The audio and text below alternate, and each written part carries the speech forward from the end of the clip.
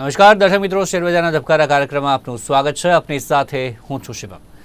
દર્શક મિત્રો, શેરબજારમાં વાત કરીશું શેર માર્કેટની, ભારતીય શેર માર્કેટની. ખાસ કરીને આ સપ્તાહની આપણે વાત કરીએ તો આ સપ્તાહમાં સતત ચોથા દિવસે જે ગઈકાલે આપણે વાત કરીએ તો ક્યાંક ઉછાળો જોવા મળ્યો. તે પ્રકારે કહી શકે છે. નિફ્ટીની વાત કરીએ, સેન્સેક્સની વાત કરીએ, અન્ય કઈ ખાસ કરીને બાબતો છે કે જે તમામ રોકાણકારો માટે દર્શક મિત્રોએ ખાસ જાણવા લાયક છે તેની વાત કરીશું. ગઈકાલે સમગ્ર દિવસ દરમિયાન માર્કેટ કેવું રહ્યું તેના પર આપણે ચર્ચા કરીશું. સાથે આજે માર્કેટ કેવું રહેશે, અંતિમ દિવસ છે સપ્તાહનો, ત્યારે આજે માર્કેટમાં શું સ્થિતિ જોવા મળી શકે છે તેની પર ચર્ચા કરીશું. અને ત્યારબાદ આપના પણ સવાલ આ કાર્યક્રમમાં આપણે લઈશું. સાથે ગ્લોબલ લેવલ પર શું સંકેત મળી રહ્યા છે તમામ બાબત પર ચર્ચા કરીશું. ચર્ચા સાથે જોડાઈ ગયા છે માર્કેટ એક્સપર્ટ હરીશ મોતિયાની. હરીશભાઈ, સ્વાગત છે આપનું. ગુડ મોર્નિંગ અને નમસ્કાર દર્શક. તો આ સપ્તાહનો અંતિમ દિવસ છે આજે. આ સપ્તાહ એકંદરે આપના દ્રષ્ટિએ કેવું રહ્યું? ગઈકાલે માર્કેટે કેવો કારોબાર કર્યો સમગ્ર દિવસ દરમિયાન? કયા ઇન્સ્ટ્રુમેન્ટ ખાસ કરીને ફોકસમાં રહ્યા? અને આજે શું લાગી રહ્યું છે? આજે માર્કેટમાં શું ગતિવિધિઓ જોવા મળી શકે છે અને શું સંકેત અન્ય? નિફ્ટીમાં વાત કરીએ તો કદાચ કહું તો નિફ્ટી એક જેકપોટ દિવસ હતો ગઈકાલે ટ્રેડરો માટે. જે ટ્રેડર થોડાક સીઝન છે, જે ટ્રેડર સમજી ગયા છે માર્કેટને અને આપણને, રાઈટ, કે આપણે અહીંયા એક માર્ગદર્શન આપતા હોઈએ છીએ. આપણે ટ્રેડ કરવા માટે તો નથી કહેતા, પણ આપણે માર્ગદર્શન આપતા હોઈએ છીએ. અને જે ટ્રેડર્સ આને સમજી ગયા, આઈ થિંક ગઈકાલે તો એમના માટે ખૂબ જ સરસ દિવસ એટલે અરાઉન્ડ 200 પોઈન્ટ નિફ્ટીમાં એમને ફાયદો થયો છે. આપણે પહેલા કલાક જવા દઈએ, રાઈટ. તો પહેલા કલાક નિફ્ટીમાં લો મને જોવા મળ્યો છે 22,974, સમજો ને 973.95, એટલે 974. આ પહેલા કલાકનો લો. એના પછીના જેમ 10:15 વાગી જાય છે તો માર્કેટ ઓપન થાય છે નિફ્ટી 22,986.95, લો બનાવે છે 22,982.5, બટ એનો પ્રીવિયસ કલાકનો લો એ તોડતું નથી. હવે સ્વાભાવિક વસ્તુ છે, 986.85 નું બનાવ્યું છે તો આપણે એના ઉપર જ ખરીદવાની આપણે ગણતરી કરીએ તો સપોઝ 90માં તમે ખરીદી કરી એટલે 22,990 ત્યાં આપણે ખરીદી કરી with stop loss of days low, that is 73, 74 or 70. તો 90માં ખરીદી કરો, જો 20 પોઈન્ટનો સ્ટોપ લોસ રાખો, જો મેક્સિમમ 15 થી 20 પોઈન્ટનો સ્ટોપ લોસ છે અને આપ ખરીદી કરો છો અને પછી દિવસ દરમિયાન ઇટ રાઇઝિસ અપ ટુ 23,260. તો મે બી કદાચ ટ્રેલિંગ સ્ટોપ લોસ ને ફોલો કરતા કરતા જો આપે એક્ઝિટ પણ લીધી હોય તો આપનું એક્ઝિટ છે 23,170, રાઈટ. તો steel you are getting 180 points net. એમાં પછી બ્રોકરેજ આપ જે રીતના લો છો કરો છો એ આપનું ઇન્ડિવિજ્યુઅલ છે. પણ કહેવાનો મતલબ છે કે ટ્રેડિંગ દિવસ હતો, ખૂબ જ પોઝિટિવ દિવસ હતો તેજીમાં. When everything was looking gloomy, everything was positive. ફક્ત એક વસ્તુ કદાચ કહું કે જે which was giving me a concern, and that was IT. અને IT આજે આપણને ગેપ ડાઉન દેખાડશે. So in general, I am happy. Yesterday means the investors have earned. Traders જેમને નોલેજ છે, જેમને ખ્યાલ છે, જેમના પાસે સ્ટ્રેટેજીસ છે, જેમના પાસે આવડત છે, without taking advice, any paid advice by immature people, બરાબર, કોઈ પણ immature વ્યક્તિઓ પાસેથી પૈસા ખર્ચીને જવાની ક્યાંય કઈ જરૂર નથી. અને એક વ્યવસ્થિત રીતે તમને આ માર્કેટમાં, ગઈકાલના માર્કેટમાં તમને નિફ્ટી કહો કે બેંક નિફ્ટી કહો, એમાં આપને ફાયદો જોવા મળ્યો છે. બેંક નિફ્ટી માટે હું આજે કહું, નો ડાઉટ અત્યારે નિફ્ટી જે છે ક્રુશિયલ લેવલ ઉપર આવી ગઈ છે. 23,189 અમારા માટે એક ઇમ્પોર્ટન્ટ લેવલ હતો. એના ઉપર ક્રોસ થઈને એના ઉપર બંધ પણ આપણને જોવા મળ્યું છે કેશમાં. તો હવે જે મને દેખાય છે કે ઇન જનરલ હવે ઇન્વેસ્ટર વર્ગની વાત કરું કે માર્કેટ સેન્ટિમેન્ટની વાત કરું તો જ્યાર સુધી 22,800 સસ્ટેન્ડ છે કેશમાં ત્યાં સુધી માર્કેટ થોડો પોઝિટિવ ટર્ન થઈ ગયો છે, સેન્ટિમેન્ટ પોઝિટિવ થઈ ગયું છે, ત્યાં સુધી બાય ઓન ડીપ છે. હવે એનો મતલબ એ નથી કે મેં અત્યારે તમને કીધું કે 22,800 બાય ઓન ડીપ છે તો every decline you just go and buy. ના, તમારે again same strategy, same philosophy બધું જોવાનું. પણ કહેવાનો મતલબ મેં સેન્ટિમેન્ટની વાત કરી છે. તો 22,800 જ્યાર સુધી માર્કેટમાં સ્પોટમાં માર્કેટ છે ત્યાર સુધી આપણે 23,200 એ તો સમજો તમારું આવી ગયું છે. 23,300, 23,400, 23,521 આ બધા રેઝિસ્ટન્સ લેવલ છે, ત્યાં સુધી આવી શકે છે. 23,400 અગત્યનું છે કારણ કે ત્યાં મૂવિંગ એવરેજીસ કોલાઇડ થાય છે, બહુ ઇમ્પોર્ટન્ટ મૂવિંગ એવરેજ છે, તો એ ખાસ ધ્યાન રાખજો. અમુક ટાઈમ એવું હોય છે કે ત્યાંથી વધી જાય છે પછી ત્યાં અગેન ઇટ કમ્સ એક ટ્રેપ કરીને એટલે 23,521 આ પણ લેવલ ખાસ ધ્યાન રાખવાની જરૂર છે. એટલે પોઝિશનલ ટ્રેડર્સ માટે જ્યાં સુધી 22,800 બ્રેક નથી થતું ત્યાં સુધી 23,400, 521, 300 ત્યાં સુધી માર્કેટ જઈ શકે છે.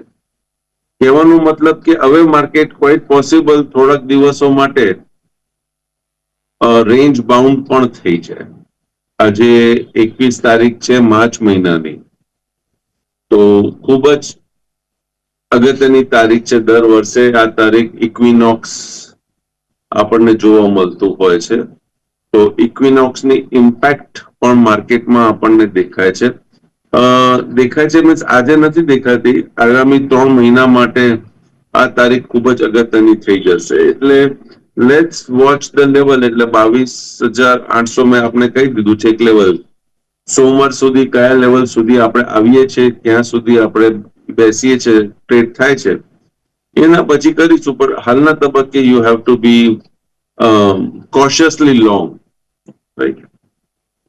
Let's see what instruments you are asking for. A instrument ઉપર આપણે ચર્ચા કરી.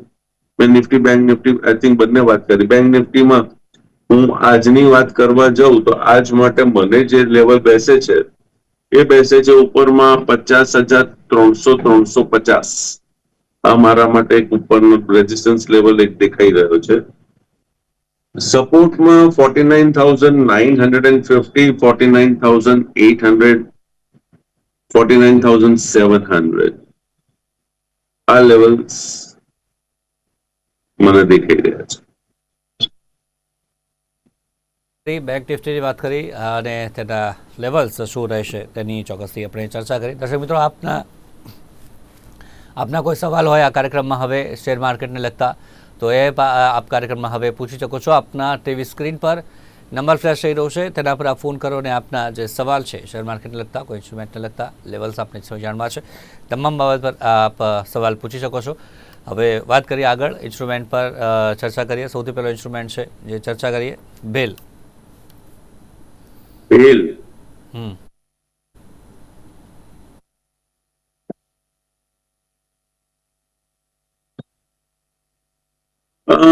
બેલ એક બ્રેકઆઉટ આપીને થાક્યો છે એવું દેખાઈ રહ્યું છે. હવે આપનો ઇન્ટેન્શન આમાં શું છે, કઈ રીતનું છે? એટલે ઇન્ટરડે માટે છે તો પ્રોબેબલી નોટ ધેટ એક્ટિવ. આજે કદાચ કલાક પછી થઈ જાય, ઇન્ટરડેમાં તમારે ફોલો કરવાનું છે. પોઝિશનમાં ગઈકાલના હાઈની ઉપર ટ્રેડ કરે તો યસ ઇટ બીકમ્સ પોઝિટિવ, તો આને તમે હોલ્ડ રાખી શકો છો. નહીં તો કોશિયસ છે, રિયલ ટાઈમ ઉપર જ આનું ડિસિઝન આપ લઈ શકો છો. કહી શકાય છે બેલ. આગળ વાત કરીએ next instrument, TCS.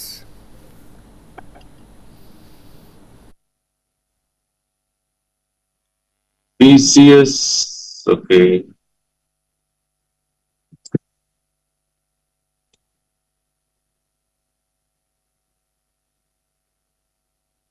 TCS instrument positive થયા બાદ અત્યારે એક ઇન્સાઇડર કેન્ડલ મને દેખાઈ રહી છે મારા સ્ટડી પ્રમાણે. તો જ્યાં સુધી આ કેન્ડલની અંદર ટ્રેડ કરે છે ત્યાં સુધી TCS ને હું અવોઇડ કરીશ. રેન્જ જે દેખાઈ રહી છે એ છે 3490 ઓન ધ લોઅર સાઈડ. એમાં તમારે થોડુંક લીવરેજ 5-10 રૂપિયાનું રાખવાનું, એટલે 3490 અને ઉપરમાં છે 3580. રાઈટ, એટલે બે બાજુ તમે 5-10 રૂપિયાનું લીવરેજ રાખો. જે બાજુ બ્રેકઆઉટ આવશે એ બાજુ આમાં ટ્રેન્ડ દેખાશે. અધરવાઇઝ એલ્સ છેલ્લા 4-5-6 દિવસથી આ એક ઇનસાઇડ કેન્ડલ જ આપણને દેખાય છે. એટલે 7મા દિવસની જે કેન્ડલ બની હતી એના અંદર જ આ ઇન્સ્ટ્રુમેન્ટ ટ્રેડ થતો આપણને જોવા મળી રહ્યો છે. TCS માં જે લોઅર લેવલ પર જે રેન્જ દેખાઈ રહી છે અને સાથે જ 3580 ઉપરમાં જે વાત કરી. નેક્સ્ટ ઇન્સ્ટ્રુમેન્ટ પર વાત કરીએ તે પહેલા કોલર જોડાયા છે. હેલો. હા, હેલો. જી, આપનો સવાલ જણાવશો. હું કલ્પેશભાઈ બોલું છું નિકોલથી. મને જય કોર્પોરેશન લિમિટેડ અને REC ના લેવલ આપો ને મને. કલ્પેશભાઈ છે નિકોલથી. જય કોર્પોરેશન લિમિટેડ અને REC આજના લેવલ.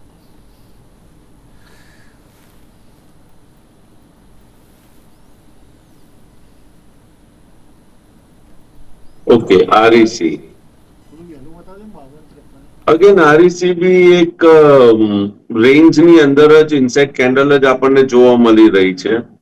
મને મિત્રે જે પ્રશ્ન પૂછ્યો ત્યારે જ મને થોડું ખ્યાલ આવી ગયો હતો કે એમને out of the box instruments કાઢીને મને પ્રશ્ન પૂછે છે અને અત્યારે હું ચાર્ટ જોઈ રહ્યો છું તો ચાર્ટમાં મને દેખાઈ રહ્યું છે તો 420 on the support side and 440 on the higher side. આ એની રેન્જ બની છે. આ રેન્જમાંથી બહાર નીકળશે તો જ કંઈક તમને આના અંદર મૂવમેન્ટ દેખાશે. સો પ્લે ધ રેન્જ. જય કોર્પોરેશન અગેન સેમ સ્ટોરી. રેન્જની અંદર 95, 101 આ રેન્જ છે. રેન્જની બહાર ટ્રેડ કરશે તો જ you can play. Till that time, no comments. Means no trade. Next instrument TVS motors.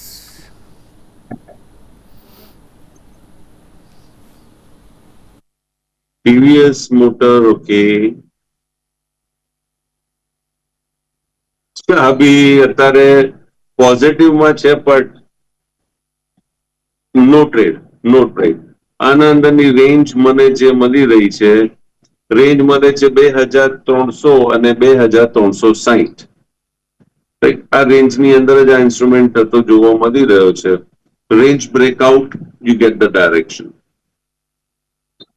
પણ નો ટ્રેડ અને સાથે જ રેન્જ બસ 2300 અને 2360 જે રેન્જ TVS મોટર. આગળ વાત કરીએ નેક્સ્ટ ઇન્સ્ટ્રુમેન્ટ ગ્રાસિમ.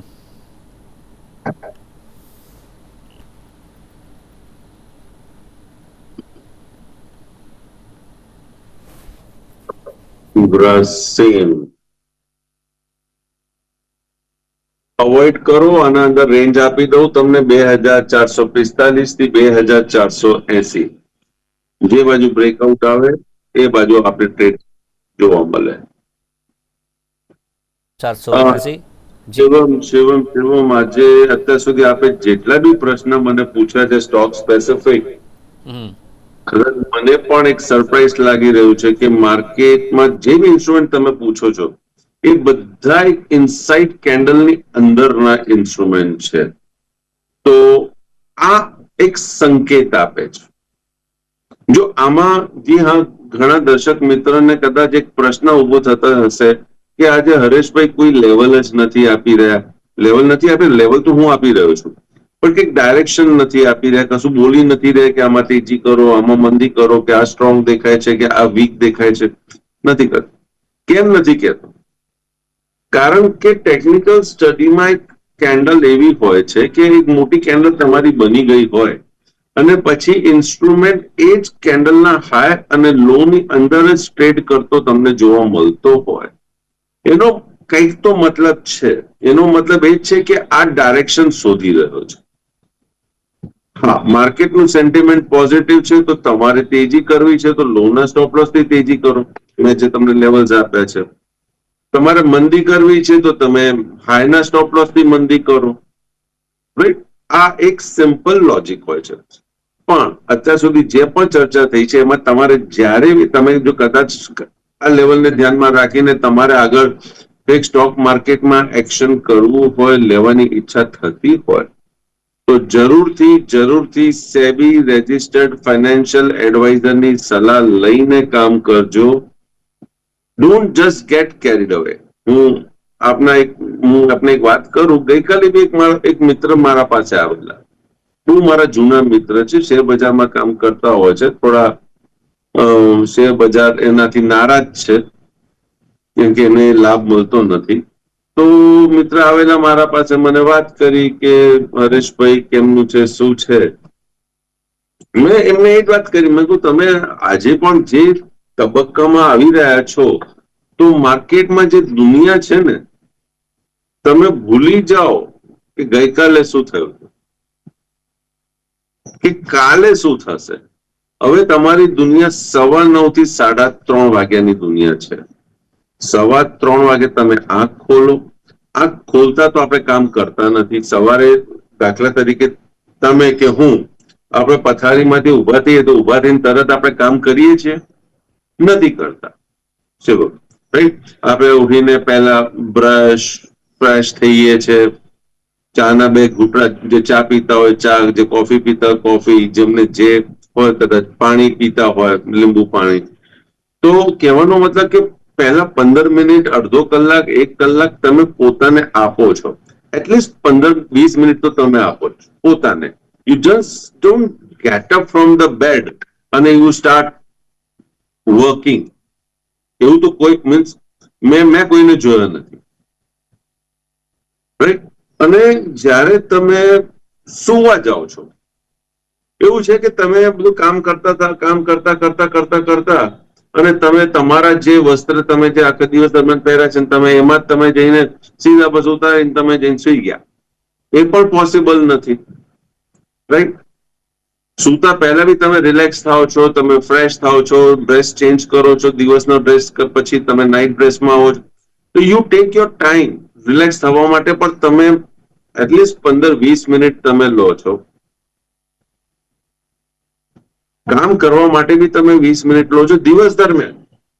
પછી જે બી હોય બધા લે છે. તો સ્ટોક માર્કેટ એક્ઝેક્ટલી એ રીતની પરિસ્થિતિમાં છે. એ જ છે સ્ટોક માર્કેટમાં.